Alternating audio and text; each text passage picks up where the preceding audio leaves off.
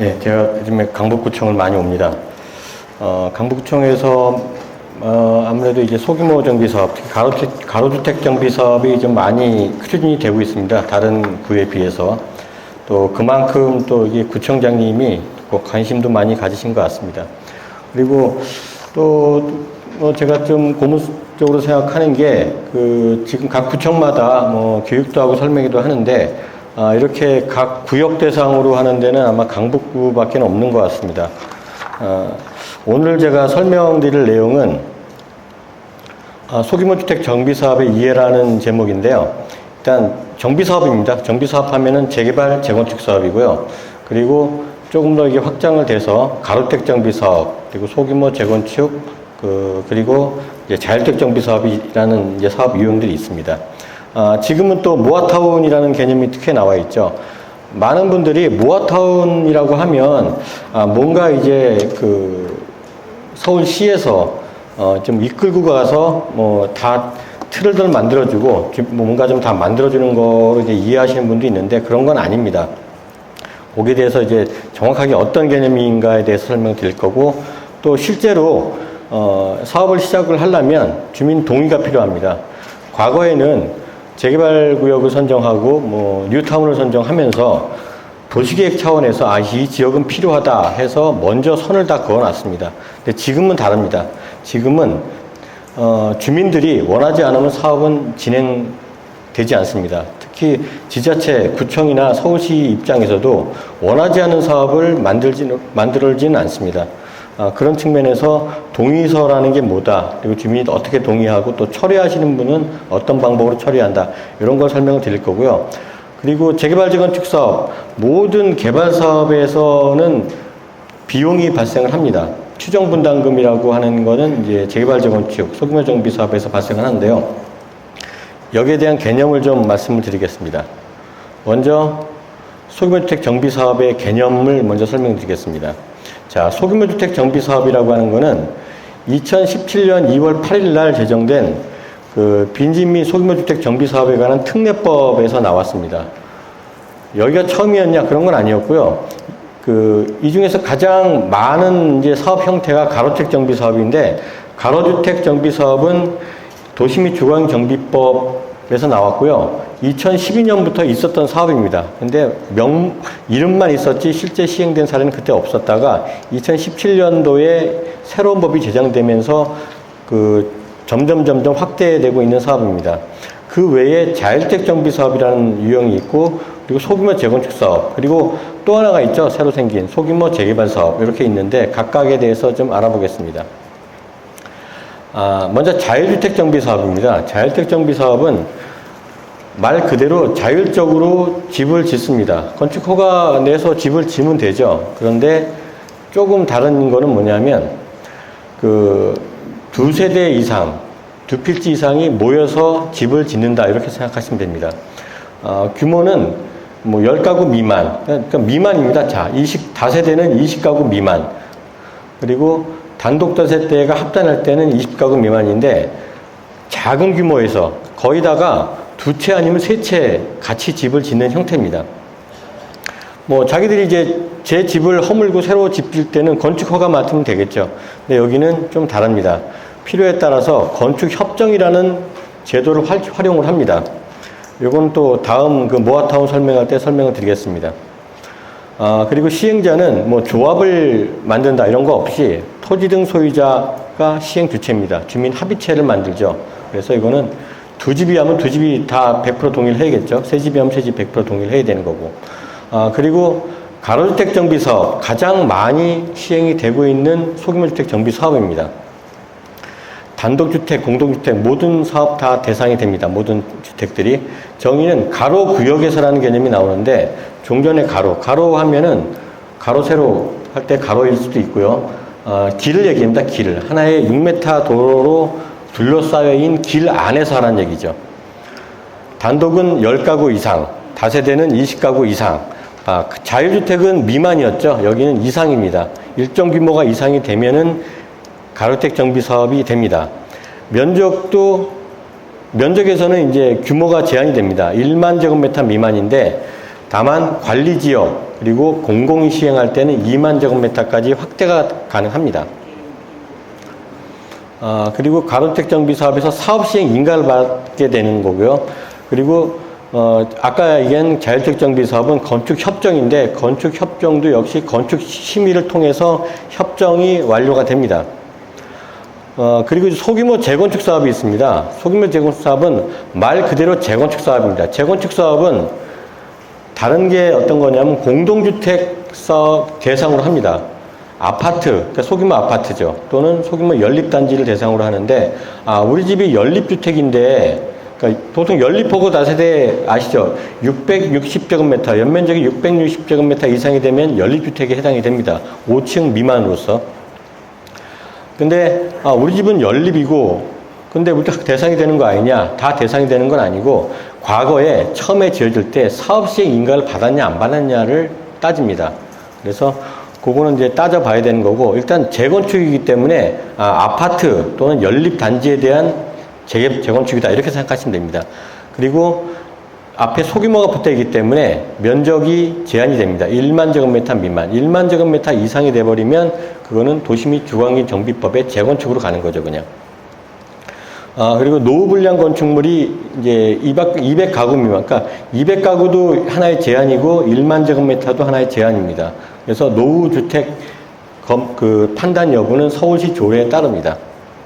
이것 역시 사업시 인가에 따라서 그 공동주택을 건축하는 사업이고, 소규모 재개발이 또 하나가 추가되는데 제가 일부러 참고라는 말로 붙여놨습니다. 지금 법에는 소규모 재개발이 있지만 실제로 시행된 사례가 없습니다.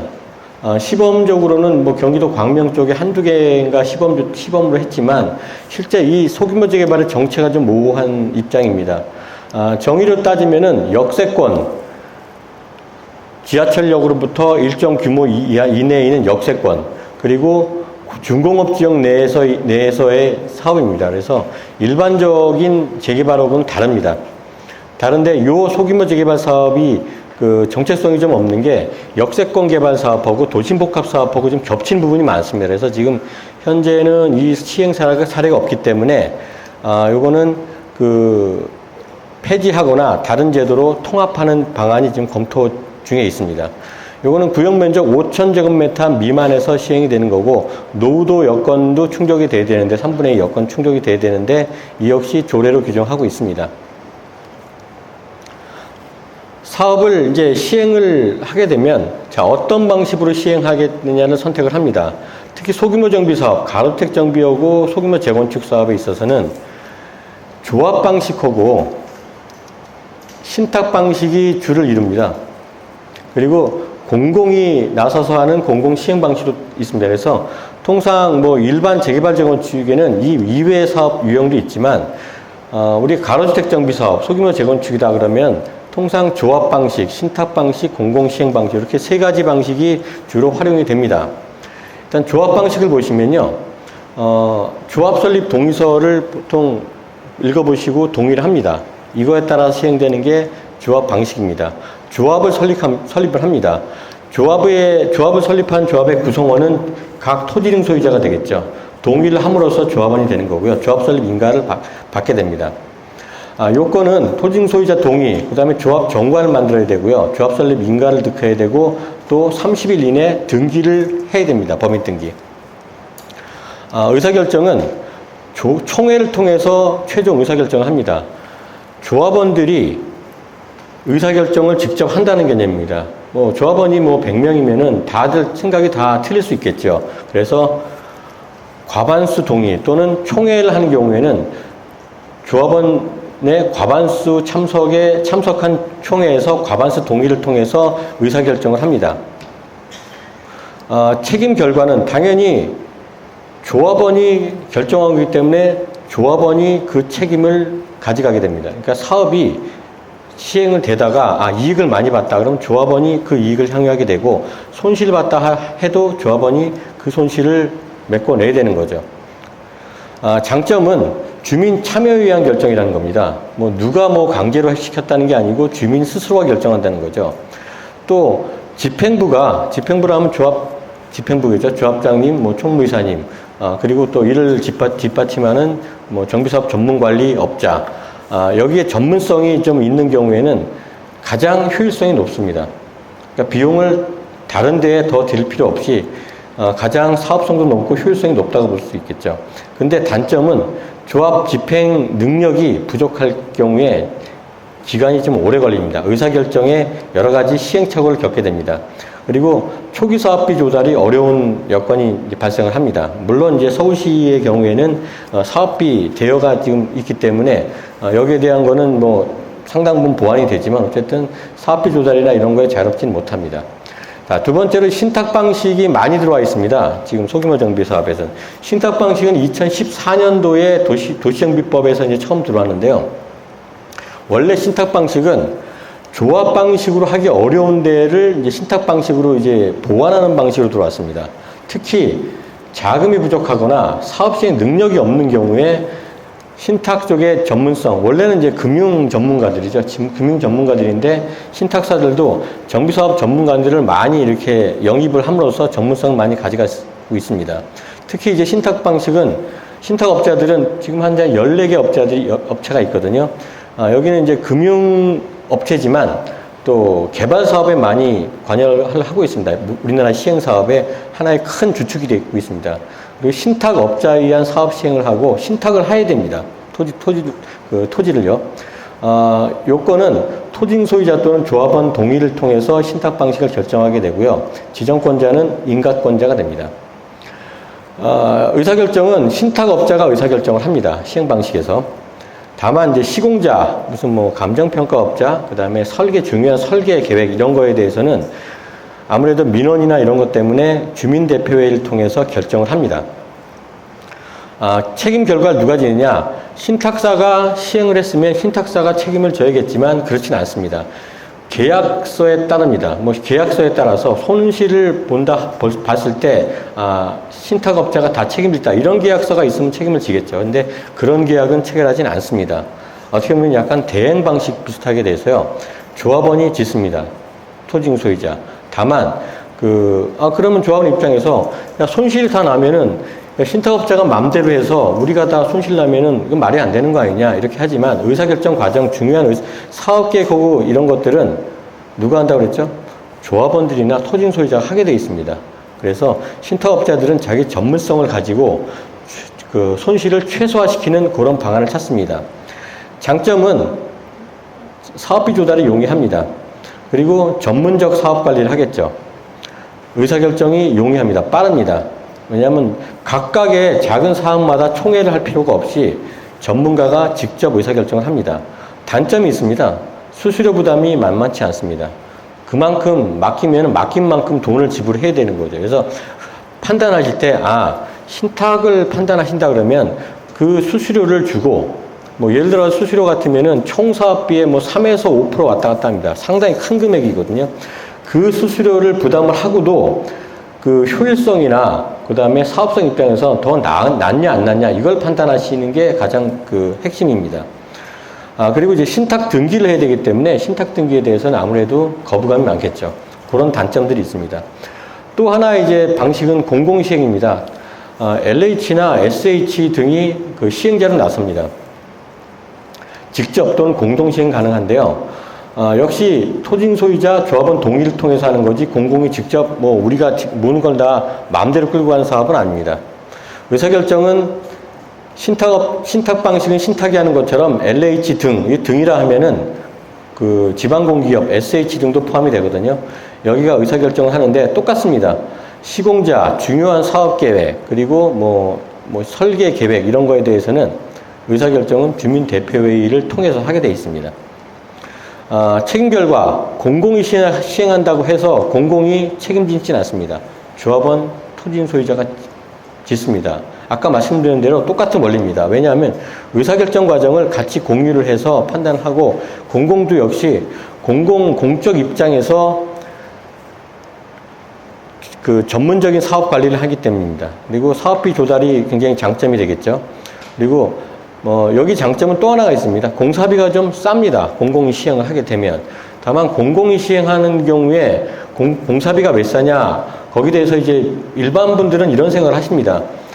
옛날에 그런 거 있죠. 주공 아파트는 싼 자재를 쓰기 때문에 공사비가 낮다. 이런 경우도 있는데, 말씀드린 것처럼 사업계획이나 사업 품질, 아파트 품질은 주민이 결정합니다. 만약에 품질을 높이면 그만큼 공사비가 높게 들겠지만, 여기에서 공사비가 낮은 이유는 공공이 시행하는 경우에는 그 사업 관리 구조가 좀 다릅니다. 그래서 통상 공사 계약을 하게 되면은 공사비 지불 조건 자체가 분양불로 주는 게 아니라 공공이기 때문에 공적 자금을 통해서 사업비를 주고, 그러다 보니까 시공자 입장에서는 좀 낮은 공사비로, 똑같은 품질이라 하더라도 낮은 공사비로 입찰에 들어올 수가 있습니다.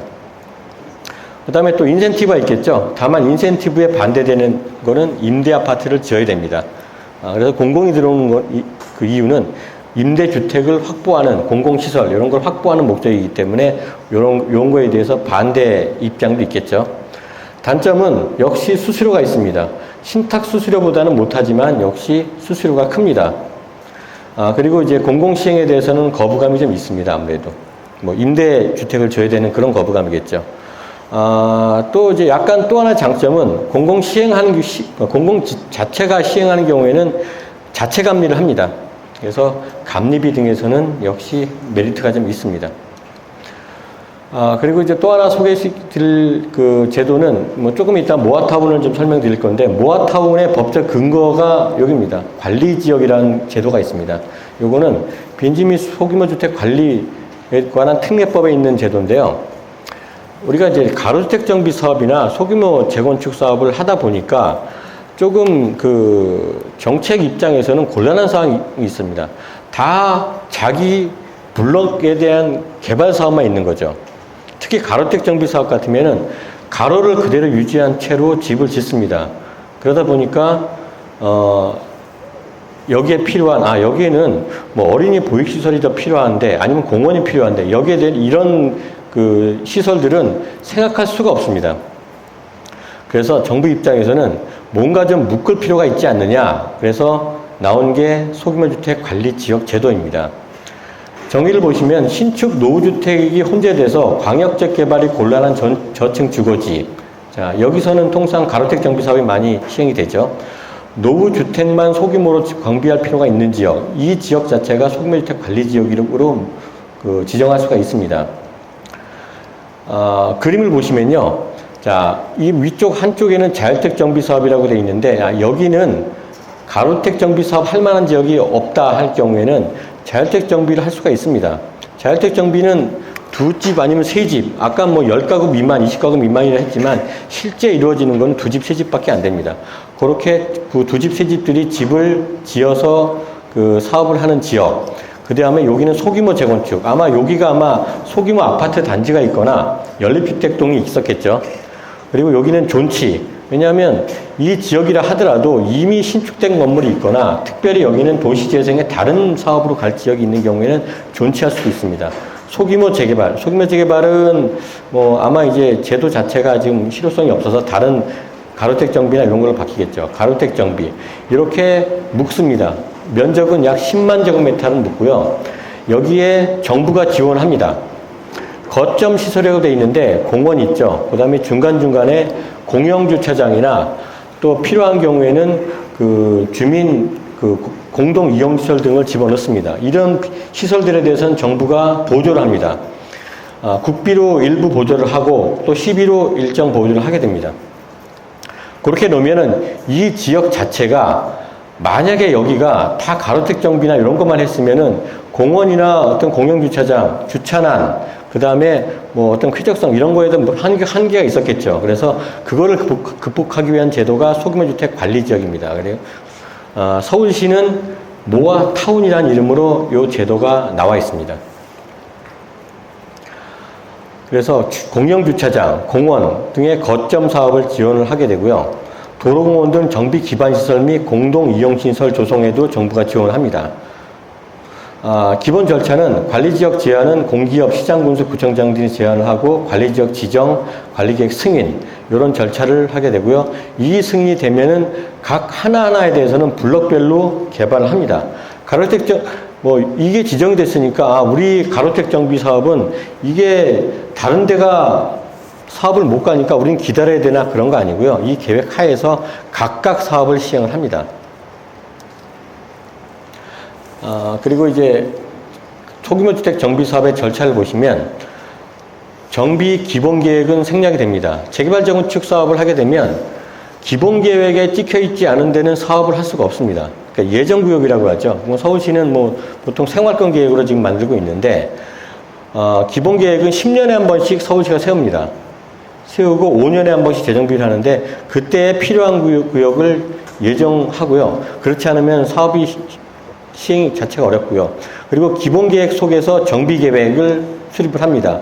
이 기본 계획 수립하고 정비 계획 수립하는데 통상 뭐 요거 2년, 요거 2년, 그래서 뭐 4년, 뭐 짧게는 3년 이 정도 소요가 되고요. 정비 계획을 수립을 해야지만 그때서야 추진위원회 구성이 됩니다. 요 절차가 일반 재개발 재건축입니다. 근데 소규모주택 정비 사업은 요 위에 세 단계를 생략해서 바로 조합 설립 인가로 갈 수가 있습니다. 그래서 앞에 한 3, 4년은 이미 생략이 됐다고 보시면 되고요. 조합 설립 인가는 말씀드린 것처럼 토지 등 소유자 또는 조합이 시행하거나 시장군수 등 LH 등 건설업자, 신탁업자 등이 시행을 할 수가 있습니다. 뭐 참고로 부동산 투자회사, 뭐 우리가 리츠 이렇게 불리는데 아직은 시행 사례는 없습니다.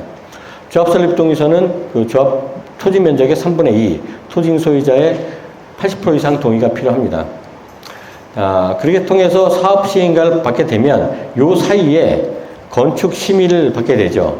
건축 심의도 받고 또 교통 영향 평가, 교통성 검토라고도 하는데 교평을 받게 됩니다. 이러한 개별법에 따른 각종 심의 평가를 받은 후에 사업 시행 인가를 득하게 되고요. 그리고 관리처분 계획을 수립하게 되는데 소규모 정비 사업은 관리처분 계획하고 사업 시행 인가를 함께 합니다. 일반 정비 사업은 사업 시행 인가 끝나고 관리처분 인가를 따로 받는데 소규모 정비는 사업 시행 인가 내에 관리처분 계획을 반영을 하게 되고요. 그러면 관리처분 인가를 하려면 그 전에 분양 신청을 하게 되죠, 조합은. 그럼 언제 하냐? 요 이전에 사업 시행 인가 신청 이전에 건축 심의 단계에서 분양 신청을 합니다. 뭐 90일 이내 통지를 해서 30일 이상 60일 기간 내에 분양 신청을 받아서 이걸 통해서 사업 시행 계획, 관리처분 계획을 함께 수립을 합니다. 하나의 단계가 빠져있기 때문에 그만큼 또 절차가 줄어드는 효과가 있죠. 그리고 이제 관리처분 계획이 포함된 사업 시행 인가가 나면 그때서야 이주 철거하고 착공 분양, 준공 입주, 청산 이런 절차를 하게 되고요. 그래서 통상 재개발 재건축 하면은 많은 분들이 그러죠. 뭐 언론에도 나와 있고 한 15년 걸린다. 그 얘기는 저 윗단계부터 걸리는 거죠. 그래서 윗단계가 한 3, 4년 빠지기 때문에 15년에서 한 3, 4년 빠지죠. 그리고 이주 철거가 좀 짧습니다. 왜? 세대수가 작기 때문에. 또 뭐가 짧죠? 공사 기간이 짧습니다. 재개발 재건축 하면 보통 35개월, 35층 하면은 한 4년 정도의 공사 기간을 가져갑니다.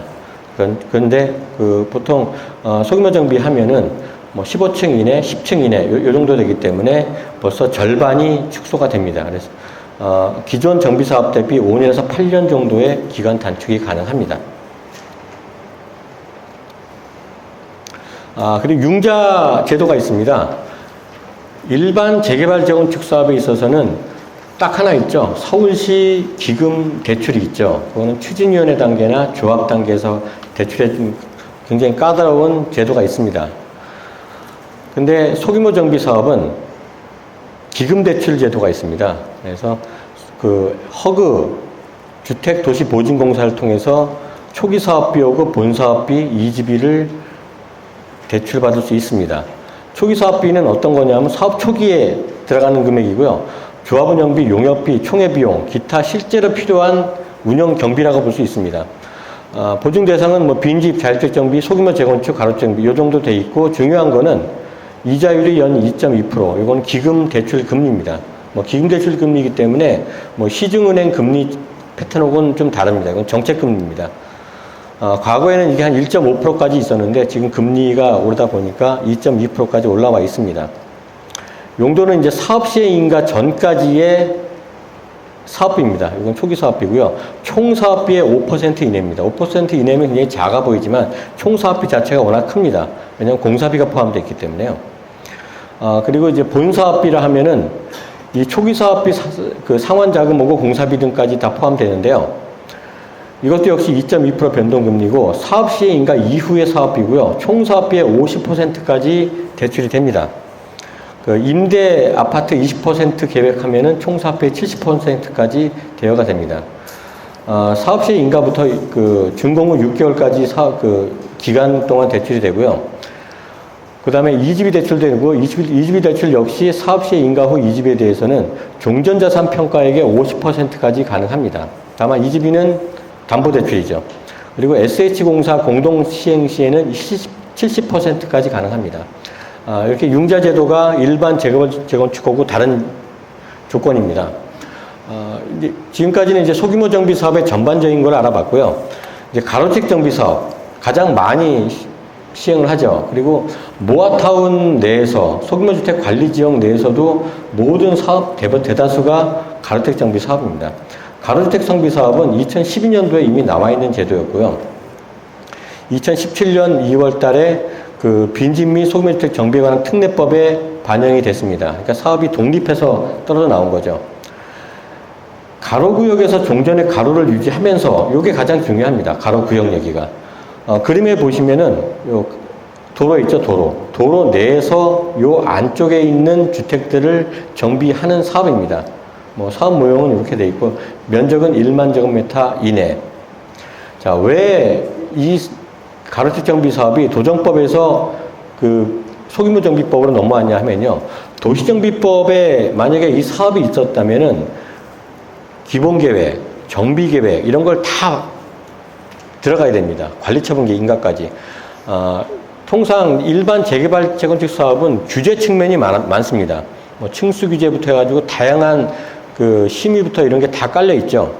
근데 그 1만 제곱미터 이내에 소규모 정비를 이러한 규제 틀에 넣어버리면은 효율성이 떨어집니다. 그래서 독립을 시킨 겁니다. 그리고 법도 특례법입니다. 그래서 특별히 지원을 많이 해주기 위한 법이 소규모주택 특례법이라 보시면 되고요.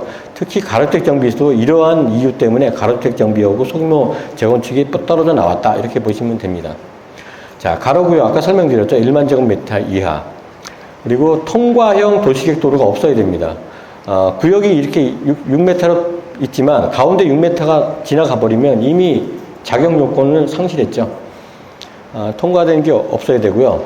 그 다음에 규모는 말씀드렸고, 자 10호 이상, 공동주택 20호 이상, 주민동의를 말씀드렸고요. 80호 이상 동의, 그 토지 면적 3분의 2 동의가 있어야 되고요.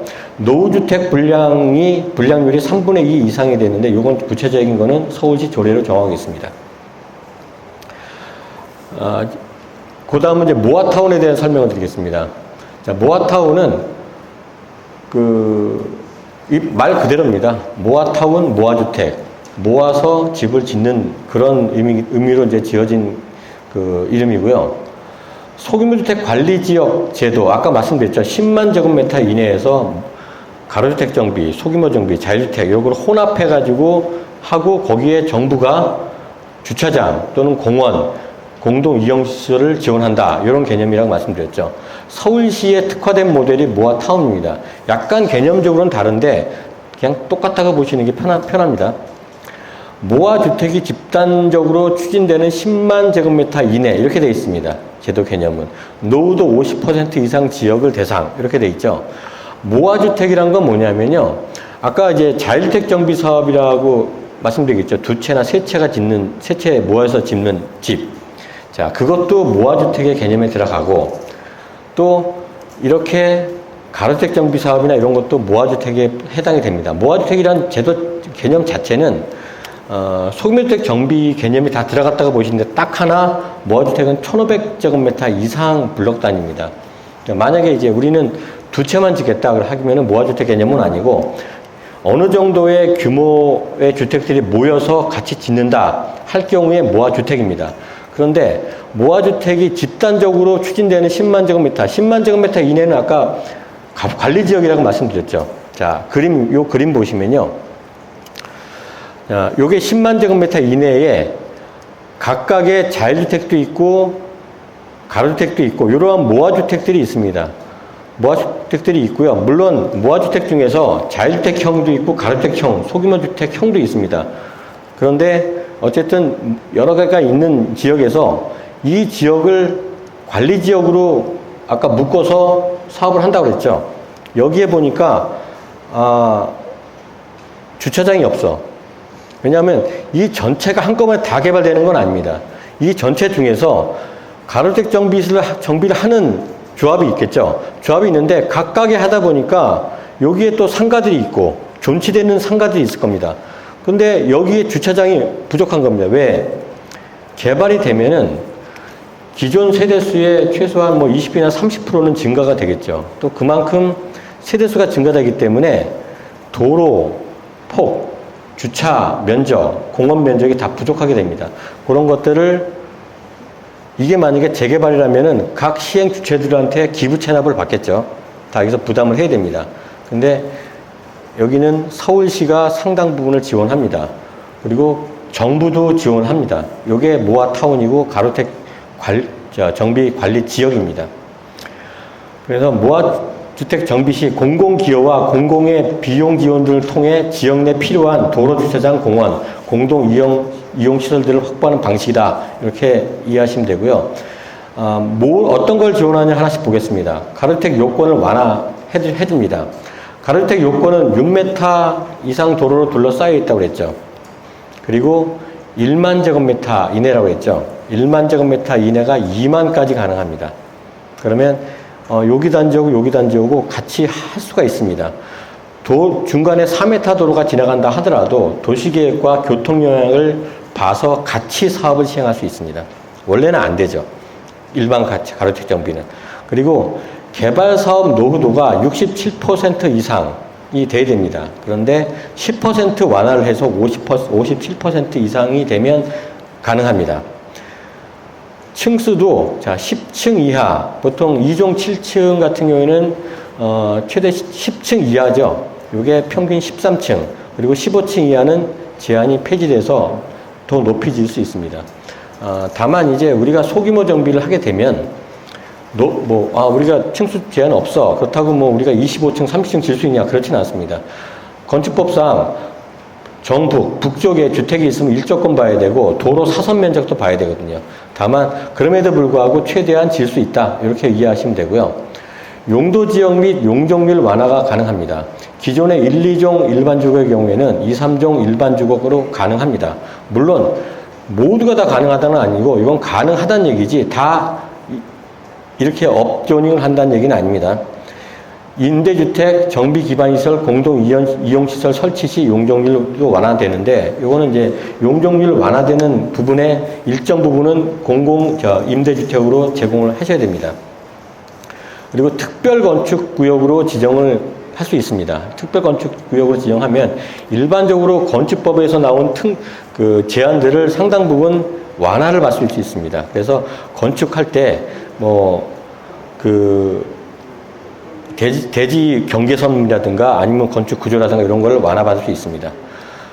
그리고 중요한 게 기반시설 등 지원이 가능합니다. 공영주차장, 공원 등. 이게 이 지역 주민들이 우리가 돈 내서 기부 체납한다는 개념이 아니고 정부가 지원을 합니다. 절차를 보시면요. 지금은 이제 공모가 있고 주민 제한 방식이 이렇게 있는데 공모를 보시면요. 대상지 공모를 합니다. 작년에 공모를 했죠. 대상지 제출. 자, 이만큼에 우리가 동의를 했으니까, 여기에 요거를 이제 당선되게 해주세요. 이렇게 하면은 평가를 합니다. 평가를 해서 선정 발표를 한 지역이 지금 와 계신 지역일 겁니다, 아마. 주민이 직접 관리 지역을 수립해서 제한하는 방법도 있는데, 요거는, 10월부터입니다.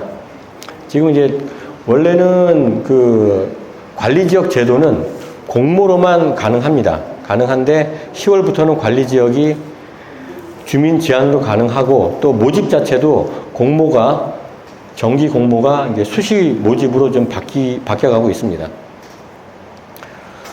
계획서를 보시면요. 기초조사하고 기본구상, 부문별 관리계획, 운영 및 관리 방안, 이런 게 이제 계획에 나오고, 계획의 내용 보면 토지 이용 계획, 당연히 나올 거고요. 정비 기반 시설, 공동 이용 시설 뭐 이런 것들이 쭉쭉 나오고 건축선 중요한 게 용적률, 건폐율 이런 것들이 나오게 됩니다. 자, 지원하는 항목을 보시면요. 국비로는 최대 150억까지 지원이 가능합니다. 그리고 관리 계획이 수립된 지역의 노후주거지 환경 개선 및 오타입니다. 이건 개선 및 소규모 정비 사업 유도를 통해 필요한 기본 시설을 지원하는 개념이고요. 최대 150억까지 국비가 지원된다 그러면 전체 그 관리 지역 내, 모아타운 내에는 300억까지도 가능하다는 얘기입니다. 왜냐하면 국비는 어떤 개별 사업에서 국가가 다 지원하는 게 아니고 최소한 해당 지자체가 50% 이상 지원되는 걸 전제로 하거든요. 항목을 보시면요. 계획 수립 비용을 지원합니다. 의견 수립 비용, 계획 수립하려면 또 용역을 발생시키죠.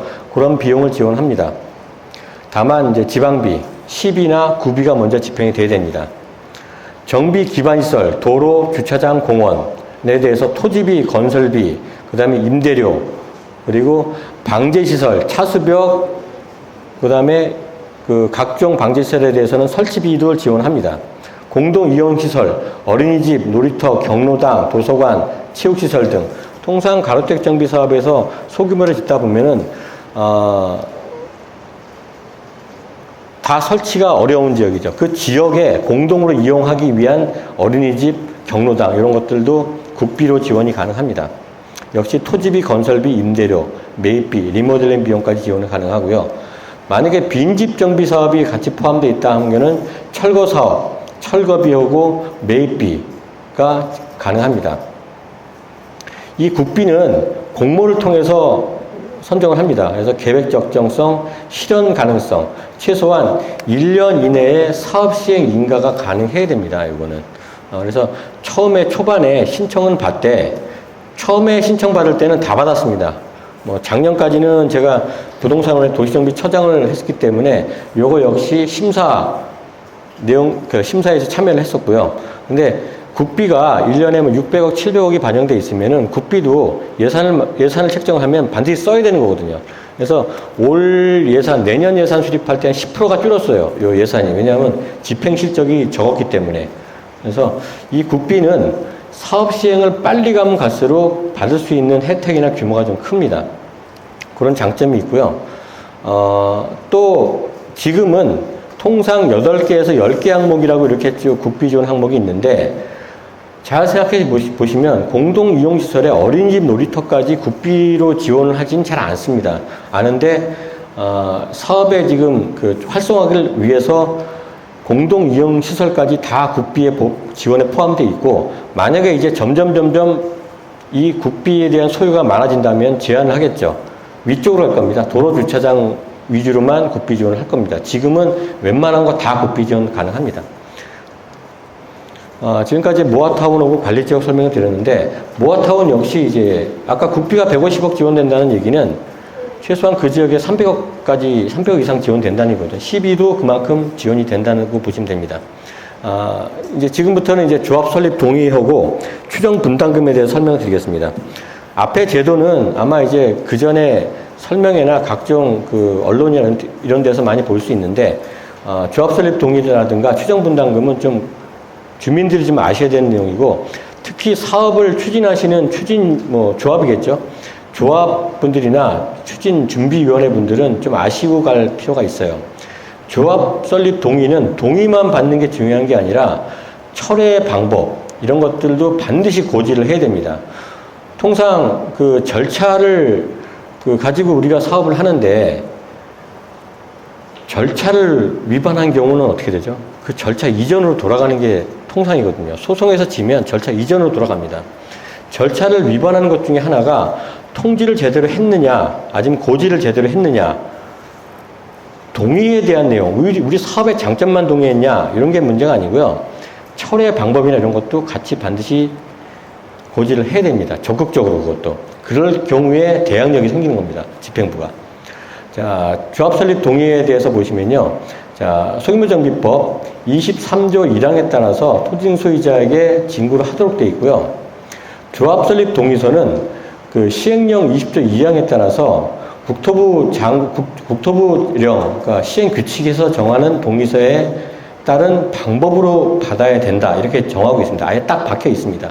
그 얘기는 시행 규칙 별표 서식에 있는 동의서로만 받아야지, 뭐, 다른 동의서 서식, 이런 건 안 된다는 거죠. 이건 다 아실 겁니다.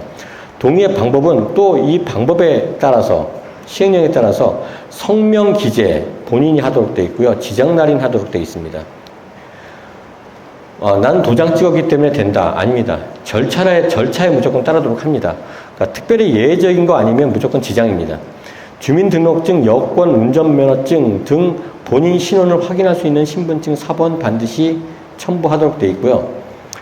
철회할 때도 똑같습니다. 철회할 때도 성명기재, 지장난 이렇게 되어야 되고, 주민등록증, 여권, 운전면허증 4번 이렇게 하시면 되고요. 뭐 다른 분들이 나는 신분증 다른 4번을 하겠다. 요 세 가지만 받으세요. 일단 특별히 예외의 경우도 있을 수 있지만 아닌 경우에는 주민등록증, 여권, 운전면허증 이렇게 보시면 되고요. 자, 보통 조합설립동의서는 법정 양식으로 딱 정해져 있습니다. 요거를 마음대로 이렇게 조작하거나 하시면 안 되고요.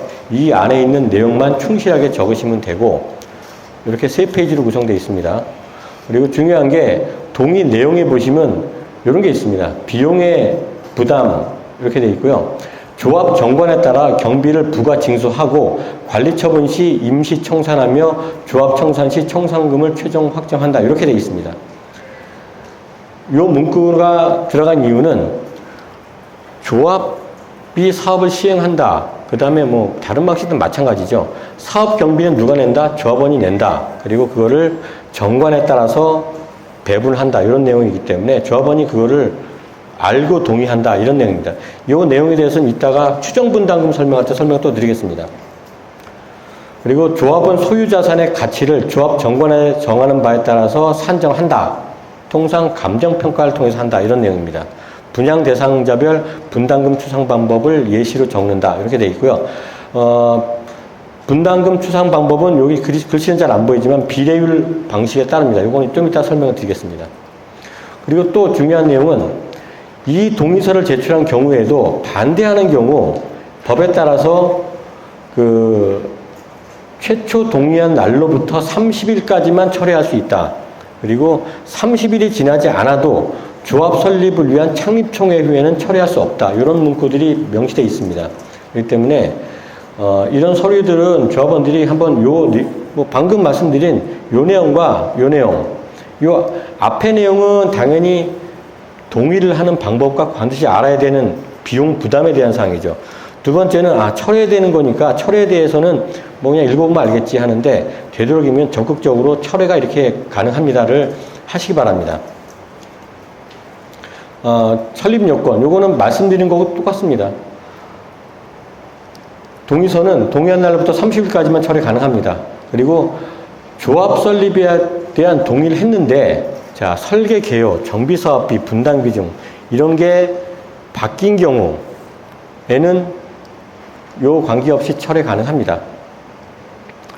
그러니까 이미 조합 설립 동의서가 나갔다는 거는 창립총회까지, 조합 설립 인가 전까지는 그 계획은 그대로 가야 된다는 거죠. 철회 시 유의할 점은,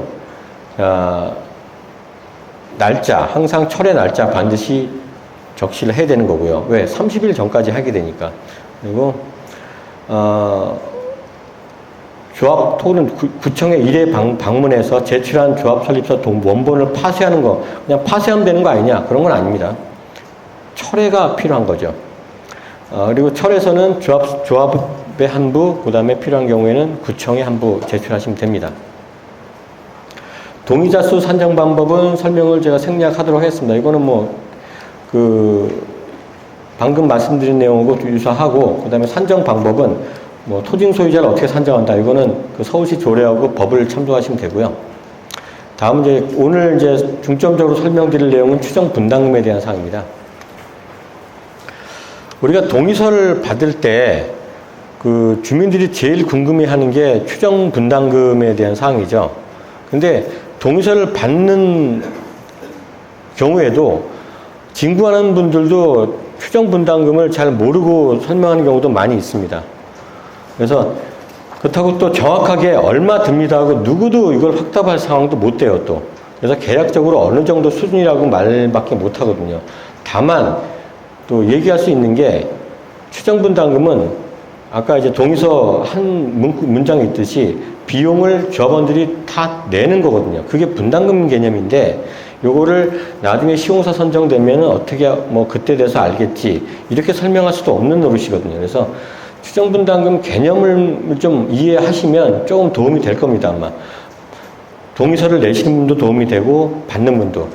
사례를 하나 설명드릴게요. 2019년에도 있었고 2012년에도 있었습니다. 시공자 선정을 하는데 시공자가 이런 말을 합니다. 저희를 뽑아주시면 조합원 분양가를 일반 분양가의 60% 이하로 책정을 하겠습니다. 그래서 조합원 분담금을 낮춰드리겠습니다. 이런 말을 했어요.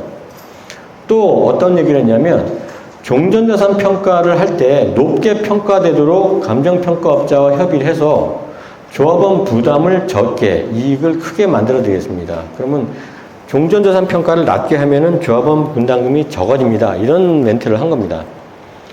이 업체가 2012년도에는 선정이 됐어요. 조합원이 그런 줄 알고. 2019년도에는 요게 그 조합운영 실태점검에서 요 문구를 적발했습니다. 이건 입찰 방해다. 허위로 얘기했다. 이건 다 거짓말이다. 판명이 됐습니다. 2012년도에는 이게 조합장님도 이게 거짓말인 줄 알았지만 그 업체가 왜냐하면 이제 A 업체, B 업체가 있는데 B 업체에 A 업체가 밀리다 보니까 이런 얘기를 한 거거든요. 근데 조합장님이 이게 거짓말이라고 말할 수가 없었어요. 말하는 순간 조합원들 반은 당신은 B 업체를 지지하느냐 이런 식이 나오거든요. 설명할 길이 없었거든요. 이게 이제 왜 잘못된 거냐는 걸 이제 아셔야 됩니다. 가로택 정비사업 뭐 모아타운 내에 있는 가로택, 그러니까 모아타운이라 하더라도 그 안에 있는 가로택 정비사업이나 자율택 정비사업 다 각각의 사업입니다. 그래서 그냥 모아타운 내에 있으면 정부가 좋은 틀을 깔아줬다 이것만 생각하시면 되지 모아타운이 특별하게 모아타운 때문에 우리가 뭐 사업이 다르다 이렇게 생각하시면 안 되거든요. 하나의 개별 사업입니다. 그 개별 사업을 조금씩 축소를 하면 어떤 사업이 되냐면 내가 내 집을 철거하고 짓는 사업하고 똑같이 됩니다. 그렇게 설명을 드리면 자, 제가 건물 100평에 토지 100평을 소유한 소유자라고 이제 가정을 하겠습니다. 근데 이 건물이 노후돼서 이제 새로 짓고자 이제 결심을 하고요. 구청에 알아봤습니다. 200평까지 지을 수 있다고 합니다. 지상에. 그럼 용적률 200%까지 질 수 있다는 거죠. 제가 직접 질 수 없으니까 건축업자한테 찾아갔습니다. 그랬더니 200평을 짓는데 5억 원이 필요하다고 합니다. 5억 원을 주면 턴키로 설계부터 해서 다 지어주겠다. 계약을 했습니다. 200평 짓기로. 철거도까지 하고 5억 원에. 그런데 이제 생각을 해보니까 새로 지어지는 200평에 제가 200평을 다 소유할 필요가 없는 거예요. 100평 살았는데 한 140평만 돼도 충분하게 넓게 살 것 같습니다. 그래서 60평은 필요 없으니까 남한테 팔기로 했습니다. 자, 요 그림에서 아까 건축업자한테 5억 준다고 그랬죠. 5억은 이제 시공자한테 5억을 주는 그런 계약서를 의미하고요. 그리고 200평을 다 지을 때 5억을 주기로 한 그 돈은 누가 내냐? 제가 냅니다. 저는 조합원입니다. 1인 조합원. 제가 다 내는 겁니다. 그런데 60평은 제가 딴 데 팔기로 했습니다. 60평은 뭐다? 일반 분양입니다. 일반 분양. 팔라고 이제 내놓으려고 했더니 인근 공인중개사 사장님이 2억 원에 팔 수 있다고 합니다. 시세가. 자, 그럼 140평을 제가 입주할 때 얼마 내죠? 얼마 들까요? 3억 부담합니다. 5억 건축업자한테 주죠. 제가 주는 거죠. 2억 판매 수익이 나오죠. 제 수입이죠. 그러면 저는 140평 들어가는데 3억이 되는 겁니다. 요게 분담금입니다. 사업비, 공사비 5억, 일반 분양 2억, 분담금 3억. 자, 요게 모든 정비 사업의 방법이고요. 이거를 벗어나진 않습니다. 그런데 어느 날 그 시공자, 건축업자가 자재 파동, 철근 오르고 시멘트 올라서 6억이 든다고 합니다. 6억이 들기 전에는 절대로 봉사 못 한다고. 주변 보니까 6억 다 들었어요. 그 정도. 6억 주기로 했습니다. 시공자가 돈을 올려달라는 거죠. 뭐 요즘에 맨날 싸우는 이제 공사비, 분쟁, 뭐 그런 내용입니다. 자, 그러면 사업비가 1억 올라갔습니다. 그러면 140평 들어가는데 얼마 들까요? 아까 3억 들었는데 4억이 듭니다. 왜? 6억 들었고 일반 분양 2억, 분담금 4억이 됐죠. 그러다가 또 나쁜 일만 있는 건 아니고 좋은 일도 있었습니다. 60평을 2억에 팔려고 했는데 3억에 팔 수가 있습니다. 집값이 올라서. 자, 다시 계산해보면 일반 분양가가 오른 거예요. 140평 들어가는데 분담금이 얼마죠? 다시 3억이 됩니다. 6억 빼기 일반 분양 3억 하면 분담금 3억. 자, 요게 추정 분담금이고 분담금입니다. 분담금. 그래서 분담금은 뭐다? 만약 그 60평을 남한테 파는 게 아니고 그냥 200평만 진다 그러면 6억이 다 내 분담금입니다. 그럼 분담금이 뭐다? 사업비가 분담금인 거예요. 공사비가 분담금. 그런데 일반 분양이 생기면서 분담금이 줄은 거죠. 그러면 일반 분양이 없으면 다 내는 겁니다. 자, 정리하면 사업비가 올라가면 분담금은 올라간다. 됐죠? 일반 분양 수입이 올라가면 분담금은 줄어든다. 이것도 이해되시죠? 또 하나 이제 없는 건 용적률이 상승하면 이제 200평인데 300평을 질 수 있다 그러면은 분담금이 또 줄어들게 됩니다. 그건 뭐 요 일반 분양이 더 늘어나고 일반 분양 늘어난 면적의 공사비보다 수입이 크니까. 근데 뭐 요건 나중에 시작 뭐 얘기하고 사업비와 분담금을 가지고 얘기했습니다. 그런데 제가 궁금한 게 하나가 생겼습니다. 제가 들어가는 140평은 얼마일까? 얼마짜리일까? 요게 궁금한 거죠, 이게. 근데 이게 뭐죠? 조합원 분양가. 근데 여기서 이걸 제가 알 필요가 있을까요? 이 140평 조합원 분양분이 평당 1,000만 원이면 어떻고 평당 2,000만 원이면 어떻습니까? 내가 내는 돈은 똑같습니다. 이게 140평이 10억 거치야. 그렇다고 해서 제가 내는 돈이 달라지나요? 안 달라져요. 똑같습니다. 그래서 분담금이란 뭐다? 정비사업비 빼기 일반 분양 수입, 이걸로 정의가 가능합니다. 그런데 왜 비례율이라는 얘기가 나오고 조합원 분양가가 나오고 그걸 또 감정평가까지 합니다. 왜 그럴까요? 저 혼자 하는 사업이 아니거든요. 아까 100평이죠. 제 옆집이 하나가 있습니다. 거기는 건물 70평에 땅 100평. 또 제 뒷집이 있습니다. 거기는 건물 40평에 토지 90평. 자, 이 3명이 있는 거예요. 3명이 아니라 2명까지만 하죠. 그냥 옆집에 70평에 건물 100평, 토지 100평. 자, 저랑 제 친구랑 옆집이랑 봤을 때 저는 도로변에 있고 그 친구는 안쪽에 있고 막다른 집이에요, 또. 그러니까 가만 봐도 제 땅이 훨씬 더 비싸요. 땅값은 몰라.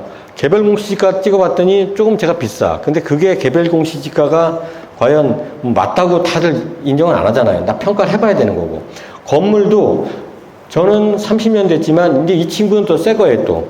지은 지 5년밖에 안 됐습니다. 자, 이 경우에 집을 이렇게 2채를 짓고, 뭐 2채가 아니라 보통 3채를 짓기로 했어요. 하나 일반 분양하는 걸로. 이렇게 짓다 보니까 문제가 생긴 거죠. 자, 총 분담금은 알 수가 있어요. 왜? 전체를 짓는 금액 얼마 알 수 있죠. 시공자하고 얘기하니까. 그리고 자, 일반 분양 얼마. 그러면 두 사람이서 저하고 옆집하고 총 분담금이 이미 나와 있어요. 이미 끝난 거예요, 이미. 총 사업비 나와 있죠. 일반 분양 수입 다 나와 있죠. 그러면 저하고 옆집하고 낼 돈이 뭐 예를 들어서 뭐 아까 이거 한 채 할 때 제가 3억이라고 했죠. 5억이라는 게 이미 나와 있어요, 이미. 그런데 어떻게 나누죠? 나눌 방법이 없는 거예요. 그걸 위해서 첫 번째, 자, 저하고 옆집하고 출자한 게 몇 대 몇이냐, 비율. 땅으로 따지면 똑같지만 건물 포함하다 보니까 몰라요, 또. 노후도도 다르고 위치도 다른데. 감정평가를 딱 하면은 몇 대 몇이 나와요. 비율이. 금액으로 나오겠죠. 뭐 이게 제가 3억이었으면 이 친구는 뭐 2.5억 아니 뭐 이렇게 나옵니다. 정확히 나오죠. 이해가 필요한 거예요. 비율 몇 대 몇. 그 다음에 가져가는 게 있어야죠. 저는 140평 가져가고 제 옆집은 70평을 가져갈 수 있고 80평 가져갈 수 있어요. 면적으로만 따질 수도 없어요. 뭐 왜냐하면 이게 3층 지면은 저는 1층 가져가고 3층 가서 3층이 더 좋을 수 있거든요. 가져가는 게 얼마나치 가져가냐 요게 필요한 거예요. 이걸 알려면 뭐가 필요하다? 조합원 분양가가 필요한 겁니다. 역시 신축되는 주택의 몇 대 몇, 얼만큼 가치를 가져가냐. 요것 때문에 조합원 분양가가 필요한 거지 분담금 총액에 대해서는 필요가 없습니다. 처음부터. 그러면 어떻게 되죠? 만약에 자 앞에 종전자산 평가를 낮추거나 높이거나 저하고 옆집에서 가져갈 집값을 높이거나 낮추거나 아무 문제 없이 낼 돈은 이미 정해져 있었다는 거죠.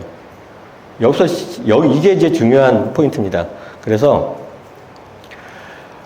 그 비례율이라는 것 자체는 어떤 의미냐면 저랑 옆집이랑 얼마를 낼 거고 얼마나치 가져가니까 얼마를 내라 이거를 결정하기 위한 그런 도구인 거다. 이게 사업성을 나타내는 게 아니라 배분을 위해서 만들어진 게 비례율인 거고 이미 둘이 사업한 사업성은 이미 나와 있는 거고요. 그래서 앞에 요 얘기 있죠. 조합원 분양가를 낮춰서 분담금을 낮춰드리겠습니다. X. 감정평가를 높게 평가해서 분담금을 낮춰 X. 이게 허위라는 거죠. 그래서 자 비례율은 뭐다? 이렇습니다. 조합원이 출자한 자산으로 대물 보상받을 수 있는 금액의 비율을 이렇게 정의할 수 있는데요. 조합원이 투자한 자산가액 절대금액이라고 볼 수도 있지만 이게 분모입니다. 자산으로 얼마를 가져갈 수 있느냐. 그래서 요거는 출자한 자산은 감정평가를 통해서 비율을 만들어냅니다. 몇 대 몇으로 출자를 했냐. 대물보상 받을 수 있는 금액, 요거는 새로 지어지는 건축물 총 가액에서 총 사업비를 뺍니다. 요게 산식입니다. 밑에 얘기한 비례율은 뭐 정비사업의 그 사업성을 나타내는 지표에 대고 다 설명드렸죠. 비례율을 이제 다시 그림으로 좀 설명드릴게요. 자, 새로 지어지는 아파트가 이만큼, 뭐, 단지가 좀 크죠. 한 5천억 규모라고 이제 가정을 하겠습니다. 총 사업비, 이 단지를 짓기 위해서 드는 총 비용, 공사비, 이주비, 금융비용, 설계비, 조합 운영비 다 해서 3,100억이라고 가정을 하겠습니다. 얘 빼기 얘 하면 1,900억이 나옵니다. 1,900억. 이게 뭘까요? 요거는 출자한 조합원들이 나눠서 가져갈 수 있는 금액 총액입니다. 왜? 여기서 보시면은 땅이 없죠. 자, 총 건물 나왔으면 이게 매출입니다. 여기에 상응하는 건축물에 대해서는 비용이 나와 있죠. 땅에 대해서 비용이 하나 더 있어야죠. 그게 요겁니다. 권리가액. 그래서 이 총권리가액을 보통 개발이익이라고 부르는데 정확한 얘기는 개발이익은 아니고 권리가액이란 말이 그 정확한 얘기죠. 이렇게 나왔고 그럼 이 사업을 위해서 얼만큼에 투자했냐. 아까 저하고 옆집하고 몇 대 몇 비율이 중요하다고 그랬죠. 그거를 계산을 해야 됩니다. 계산한 방법이 없는 거죠. 감정평가가 아니면 계산할 수가 없어요. 계산해 보니까 A라는 뭐 저라고 했을 때 제가 전체 총 감정평가를 했더니 6억이라는 돈이 나왔고요. 6억이 아니라 총 2천억이 나왔고 저는 여기에 0.3%에 해당하는 걸로 나와 있습니다. 6억.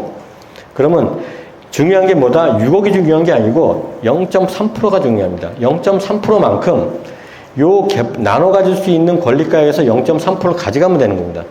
1,900억 곱하기 0.3% 하면 5.7억. 5.7억만큼을 내가 가져갈 수 있는 금액인데 5.7억을 뭘로 가져간다? 새로 지어진 아파트로 가져가죠. 아파트를 근데 5.7억, 어떤 사람은 4.2억 이런 식으로 지을 수는 없잖아요. 24평, 34평 이렇게 됐죠. 24평을 보니까 8억 원이었어요. 112제곱미터, 34평이죠. 8억 원인데 제가 5.7억만큼 가져가니까 5.7억만큼 가져가는 걸 뺀 나머지 2.3억이 분담금. 이렇게 계산되는 방법이 비례율 방법입니다. 중요한 게 어떤 거냐면요. 종전자산 평가액에서는 절대가액이 필요한 게 아니라 내가 얼만큼 비율, 그러니까 상대 가치가 중요한 건지, 이거를 뭐 만약에 2천억인데 만약에 이게 2천억이 아니라 4천억이 됐다. 그렇다고 분담금이 낮아지나요? 안 낮아지죠. 왜? 저는 어쨌든 0.3%예요. 이게 중요한 거죠. 0.3%를 여기서 0.3%만 뛰어갈 거니까. 중요한 게 종전산 평가액을 높이거나 낮춰도 분담금은, 총 분담금은 변화가 없는 거고, 분양가를 물론 조합원 분양가를 높이면 뭐 분담금이 늘어나겠다? 아니죠. 왜? 어차피 분양될 수 있는 만큼의 분양가액을 책정을 합니다.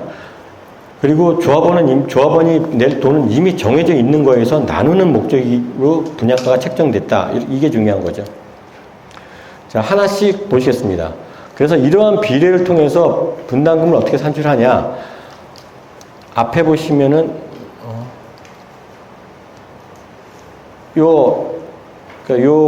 위 칸하고 아래 칸 중간을 딱 선을 그으면요, 밑에 칸은 종전자산 평가 총액이 나오죠. 이게 분모, 요 위에가 분자입니다. 그게 요겁니다. 분양 대상자 종전자산 평가 총액, 그리고 위에는 새로 지어질 건물 총 가액에서 사업비 뺀 금액, 개발이익이 나오겠죠. 그거를 율로 만들어진 게 비례율, 이렇게 보시면 되고요. 자, 아까 그림에서 말씀드린 것처럼 조합원별 분담금은 조합원 개별 종전자산 평가액, 예를 들어 3%에 해당하는 게 6억이다. 6억에 대해서 비례를 곱합니다. 아까 95%였죠. 그랬더니 5.7억 나왔죠. 비례를 곱하면 내가 가져갈 수 있는 금액이 나오는 거죠. 그거로 하고 아파트 바꿔가면 되는 거니까. 그래서 그게 권리가액으로 나오고, 이 권리가액하고 분양가하고 차이를 구하면 분담금이 나오는 이런 구조가 비례율 방식 구조입니다. 아, 참고로 지분율이라는 것도 있어요. 지분율. 그 재건축 사업을 하게 되면 지분제 계약이 거의 뭐 한 100개나 200개 중에 한두 건 간혹 있을 수 있습니다. 근데 사실은 뭐 지분제 계약이지만 실제 들여다보면 도급제 계약으로 되어 있는데 개념은 좀 아실 필요가 있습니다. 비례율은 방금 말씀드렸죠. 비례율은 내가 가져갈 수 있는 금액 범위와 종전자산 가액, 이 차이기 때문에 만약에 분양가가 낮은 지역은 낮은 지역만큼 내 평가액도 작죠. 분모도 작죠. 분양가도 높지만. 그래서 서울이든 지방이든 다 100% 왔다 갔다 합니다. 비례율이. 근데 비례율이 어떤 데는 80% 되는 데도 있고 어떤 데는 120% 되는 데도 있어요. 그럼 뭘 얘기할까요? 비례율이 80%밖에 안 돼. 대부분 제가 한 달에 한 2번에서 3번 정도 추정분담금 심의를 하러 다니는데 어느 데는 딱 보니까 비례율이 80%밖에 안 돼. 근데 그 지역에 불과 여기 성북구입니다. 옆에 보니까 비례율이 110%입니다. 딱 보고 제가 느낀 건 뭐냐면 80% 되는 데는 이 지역은 옛날부터 재개발 얘기가 많이 나왔다는 겁니다. 이미 기대이익이 가격에 다 반영돼 있어요. 종전자산에. 110%, 120% 나온 데는 갑자기 구역 지정된 데 있죠. 그런 데는 종전자산 가치가 그만큼 안 올라 있어요. 그 얘기는 원래 좀 지나면 사업시에 인가되면 이미 100%에 왔다 갔다 합니다. 접근하게 되죠. 그렇게 보시면 되고, 그래서 비례율은 전국이 다 비슷비슷합니다. 잘 사는 동네, 못 사는 동네 다 비례율 비슷하죠. 지분율은 다릅니다. 만약에 강남 대치나 압구정에서 가로택 정비를 해서 지분율 뽑는다. 여기는 300% 나와요. 토지 면적하고, 그러니까 이건 토지 면적 대비 분양 수입 단가를 비교하거든요. 그래서 지방의 전주다, 청주다 하면 여긴 40%보다 안 됩니다. 지분율이. 이거는 조합원 내 땅 한 평으로 분양받을 수 있는 공급 면적 평수를 얘기합니다. 땅은 이미 땅이죠. 분양받을 수 있는 공급 면적 평수를 딱 얘기할 때 이건 분양가하고 딱 일치가 됩니다. 그래서 분양가가 높은 지역은 지분율이 높고 분양가가 낮은 지역은 지분율이 낮습니다. 그래서 다른 거다. 그래서 지분율, 지분율하고 비례록은 얘기할 때 완전히 다른 얘기다. 이렇게 판단하시면 됩니다. 이제 이 산식에서 하나씩 보시겠습니다. 분모에 있는 종전자산 평가를 어떤 식으로 하냐. 아직은 지금 사업 초기 단계에서는 감정평가를 하기가 쉽진 않죠. 근데 그렇다고 해서 이거를 주민들이 정할 수는 없어요. 요거는 왜 임의로 정할 수 없다는 걸 말씀 또 드릴 건데, 통상 이렇게 생긴 지역, 아까 저하고 옆집 보고 같이 개발했을 때 위치도 다르고, 그 다음에 건물 노후도 다르고, 다 다르기 때문에 평가를 할 수밖에 없다고 했죠. 구역이 지정이 된 상황에서는 더 큽니다. 자, 여기는 뭐 도로 여건이 굉장히 좋은 데고, 그 다음에 하필이면 또 이쪽에는 뭐 지하철역도 있을 수 있고, 버스 정류장은 여기 있고, 그리고 요 안쪽은 후면 안쪽에서는 골목도 4m 골목밖에 안 되고, 가격이 완전히 다르겠죠. 여기는 또 상업지역, 여기는 준주거지역, 여기는 일반 주거지역이고, 여기 하필 여기는 일종이야. 가격이 다 다릅니다. 그 다음에 또 여기는 또 새 집이고, 지은 지 5년밖에 안 됐는데 도저히 30년 된 집. 이런 집들은 그 일반적인 그 상식적으로 금액을 구분하기가 어렵습니다. 감정평가가 반드시 필요한 상황이죠. 그래서 도로 전면 위치 이런 것들을 다 합니다. 지금 서울시 조례나 서울시 지침상에서는 공시가격 가격을 참고로 해서 만들 수 있다 이렇게 돼 있지만, 종전자산이나 이런 내용들을. 근데 이것도 완벽하지가 않는 게, 공시가격은, 공시가격 아시죠? 땅은 개별 공시지가, 주택 공시가격, 다 이제 통부지 받으시잖아요. 주택 있으신 분은. 그 가격 비율 자체는 재개발 재건축, 가로택 정비 사업의 종전자산 판단을 위한 목적으로 만들어진 게 아니라 과세의 목적입니다. 그래서 이거를 여기 쓰려면 굉장히 전문가가 이걸 보정을 해야 됩니다. 다세대 아파트는, 다세대 주택은 다세대대로 보정을 따로 가야 되는 거고, 나대지는 나대대로. 그렇기 때문에 어렵습니다. 그래서 감정평가를 통해서 하게 돼 있고요. 이걸 통해서 총액을 만들어냅니다. 공시가격, 시세, 실거래도 다 봐야 됩니다. 그래서 분모가 다 완성이 되면 위에를 만들어냅니다. 분자. 조합원 분양가, 일반 분양가를 만들어내죠. 조합원 분양가는 감정평가에 의해서만 나옵니다. 통상 옛날에는 일반 분양가가 한 42평에는 뭐 1,500, 그러면은 33평은 한 1,400 정도 하고, 그 다음에 24평은 1,300 그 정도 했죠. 지금 반대죠. 40평이 뭐 1,300 하면 33평이 1,400, 24평이 1,500 이렇게 더 높죠. 이건 뭐 시장 가치가 그렇게 달라지는 추세입니다. 근데 이런 것도 역시 감정평가를 통해서 조합 분양가는 나와야 됩니다. 옛날처럼 그 정도냐 그 정도 추정하겠다 이렇게는 할 수가 없습니다.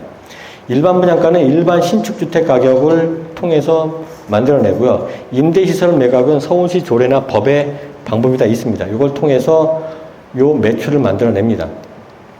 그래서 분양 수입 총액 보면은 샘플로 아파트인 경우엔 조합원 분양가가 뭐 평당 2,800 인근 시세 및 정비 사례를 적용했다고 하는데, 요건 사업 초반이기 때문에 이렇게 하는 거고, 감정평가 결과에 따라 들어갑니다. 이건 사업시에 인가나면 감정평가 하죠. 일반 분양 역시 이렇게 하고, 그 다음에 이제 상가에 대해서도 따로 매출을 하고 조합원 분양을 따로 잡습니다. 이렇게 잡으면 분양 수입이 완성이 됩니다. 위에가. 다음은 이제 정비 사업비. 감정평가는, 종전자산은 감정평가한테 좀 맡기고, 종우도 사실 그렇게 복잡하지는 않습니다. 일반적으로 다 예측 범위 안에 들어옵니다. 분양가라는 게. 그 지역 시세 다 알잖아요. 또 분양 사례가 다 있기 때문에. 정비 사업비는 좀 까다롭습니다. 제가 이제 심사를 하게 되면 제일 오류를 많이 범하는 게 공사 계약.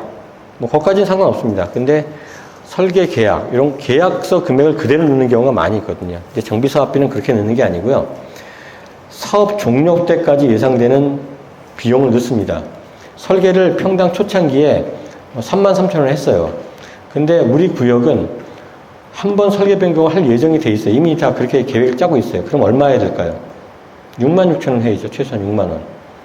계약서에는 3만원 찍혀 있지만 예상되는 종료 시까지를 넣습니다.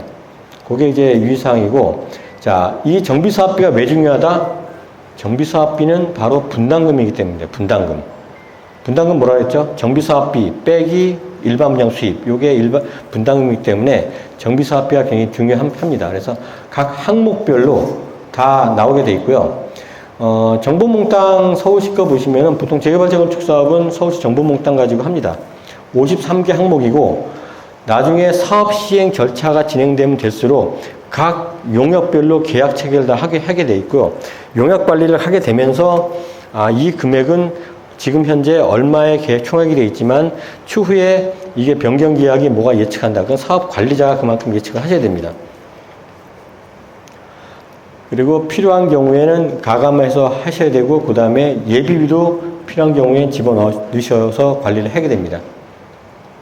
그래서 위에 산식에 종전자산, 그 다음에 매출, 사업비 요게 나왔으면 비례율은 다 끝난 겁니다. 사실은.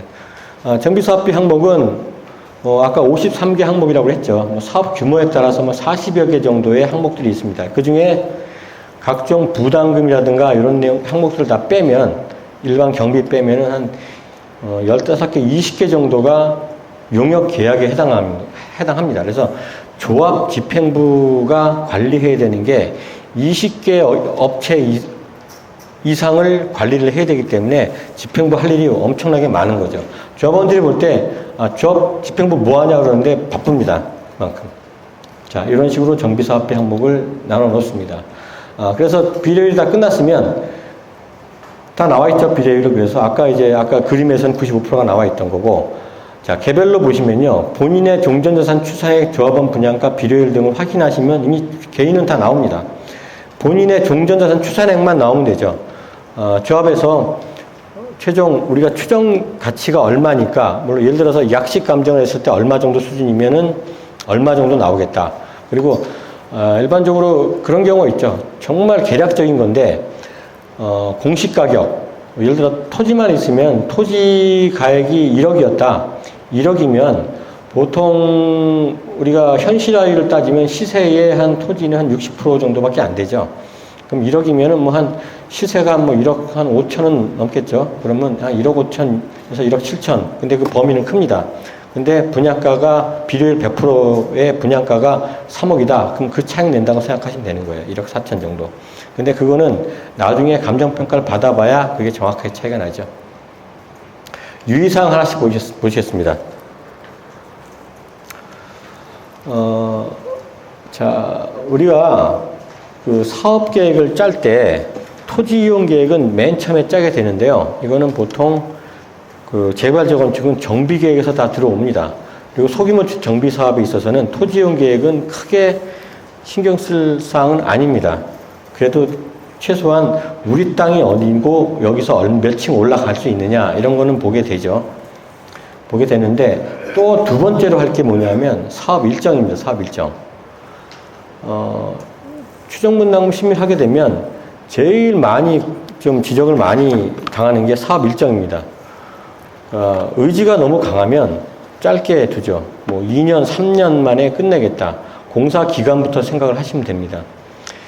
24층, 그러니까 20층, 15층 건물이 얼마 걸릴까? 요거는 사례를 보면 나오거든요. 통상 35층 건물이 4년 걸립니다. 그리고 20층 건물에 2년 걸리고, 2년 좀 안팎으로 걸리겠죠. 그런 것들. 그 다음에 이주철거.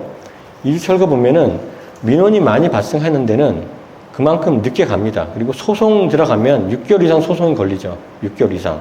근데 우리는 3개월 이상 하겠다. 철거 기간을 보통 2에서 3개월 잡는 이유는 부수는 거는 쉽습니다. 잔재 처리하는 기간 때문에 2에서 3개월 잡는 거고 성면이 나와버리면 또 1 플러스 2개월 더 해야 되는 거고 이런 것들이 그 사업 일정 계획을 수립하는 방법인데요. 이게 만약에 잘못되면은 조합 운영비, 금융비용 이런 것들이 다 정비사업비가 다 틀어지게 되는 거죠. 그래서 일정 잡아놔야 쉽게 갑니다. 사업계획도. 뭐 예실에서는 우리는 단합이 잘 돼서 금방 한다 이런 거 없습니다. 사업 초반에 자 훌륭하신 조합장님이 주민들 지지를 많이 받아요. 그분들 이런 말을 합니다. 우리는 단합이 잘 돼. 근데 그 조합장님이 2년 후에 갑자기 일이 생겨서 그만두시면 그러면 또 어떻게 되라고? 그건 보장할 수 없는 거기 때문에 일반적인 일정을 잡는 겁니다. 옆에 사례를 보시고. 옆 단지는 설계 과정에서 의사결정이 빨랐다. 똑같습니다. 총회하면 다 똑같고요. 그래서 일반적이고 객관적인 걸 잡으시라는 거고, 정비사업비 말씀드렸죠. 현금 청산하는데 예를 들어서 종전재산 평가를 했더니 총 500억, 그 중에 그 5% 25억 정도가 예를 들어서 현금 청산입니다. 그러면 25억을 현금 청산에다 잡아버리면 그건 미스죠. 왜? 취등록세 조합이 내야 되고요. 그거 소송하는 거 다 조합이 다 발생시킵니다. 조합 입장에서는 저 사람 때문에 현금 청산 비용 저 사람도 부담해야 되는 거 아니야? 그렇지는 않습니다. 취등록세 조합이 내야 되죠.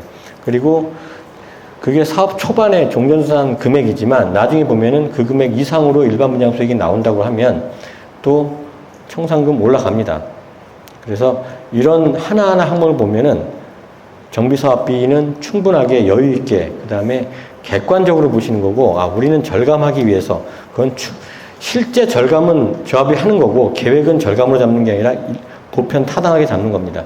근데 상당히 많이 문제되는 사례가 많이 있습니다. 그리고 조합원 분양가는 조정 대상이 아닙니다.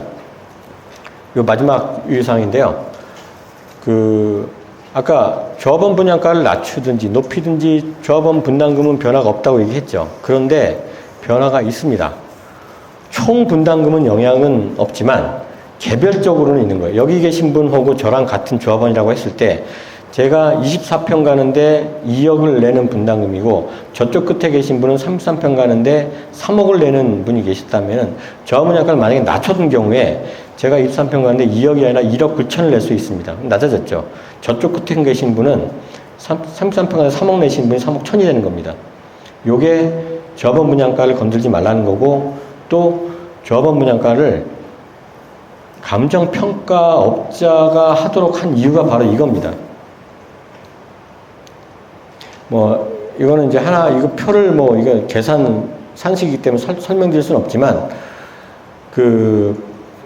여긴 세 사람이 사업을 추진한 방식을 가지고 쭉 한번 시뮬레이션 한 건데, 혹시 궁금하신 게 있으면 저한테 말씀하시면 제가 엑셀을 보내드릴 건데, 결과는 이겁니다. 세 사람이서 사업을 해서 세 사람이서 분양가를 똑같이 10%를 내린 경우에, 세 사람이 입주할 아파트 내릴 경우에 총 분담금은 3억 7,400 똑같은데 세 사람이 각각이 달라져 버리는 겁니다. 원래는 A라는 사람이 1억 1,600 내도록 했는데 1억 1,500 줄어들었고, 대신 다른 사람이 더 늘어났다. 그러니까 제로섬 게임이기 때문에 조합원 분양가는 감정평가업자가 하도록 놔두는 거지, 절대로 이거는 조합에서 임의로 결정하는 게 아니고, 특히 최근에 이런 사례 있습니다. 어떤 조합에서 보통 우리가 가로주택 정비 사업에는 한 채만 가지가 아니라 두 채, 세 채도 가져갈 수 있죠. 분양받을 수 있죠. 그 경우에 분양받을 수 있는 주택에 대해서 다른 분들은 하나만 가져간단 말이에요. 그래서 하나 초과해서 가져간 사람에 대해서는 그거는 일반 분양으로 가져가야 되는 거 아니냐 해서 소송을 넣어서 1심 승소까지 한 사례도 있어요. 근데 요게 나중에 법적으로 오면은 문제가 됩니다. 저희한테 만약에 관리처분 검증으로 오잖아요. 저희는 다 보안 때립니다. 왜냐하면 법에 뭐라고 되어 있냐면 조합원 분양가, 종부자산 평가는 2인 이상 감정평가업자가 평가한 금액의 산술 평균으로 한다 이렇게 돼 있어요. 그 조합은 하나를 총회 결의로 해가지고 일반 분양 돌렸거든요. 근데 총회나 조합 정관도 법을 이길 수 없습니다. 법에 그렇게 한다고 돼 있으면 강행입니다. 그래서 조합 분양가는 만지는 게 아니다. 제가 두서 없이 이제 모아타운하고 소규모 이렇게 여러 가지 설명하다 보니까 좀 두서는 없는 것 같은데, 여기까지 설명을 마치고 구역 현황을 보시면요. 본동 8구역 458대 2번지 일대입니다. 이거는 지금 모아타운 내에 있는 대상지고, 여기는 1176제곱미터 규모고요. 2종 일반 주어지고 약 토지 소유자 86명입니다. 이 현황은 지금 현재 기초 현황이기 때문에 사업시 인가까지 쭉 진행하면서 일부 변동이 될 수 있는 여지가 있고, 말씀드린 것처럼 모아타운은 하나의 틀을 정부가 지원을 해주죠. 그리고 이틀에서 사업을 하면 그만큼 인센티브나 혜택이 있다. 이런 걸 해줍니다. 그리고 이틀에서 사업이 완료된 경우에는 나홀로 단지가 아니라 하나의 진짜 하나의 단지는 아니지만 단지 개념으로 볼 수 있는 공원 주차장 이런 것들을 제공한다. 이런 개념이고 다만 대상은 개별 사업이다. 그래서 개별 사업은 여기 약 1176제곱미터 번동 8구역이고요.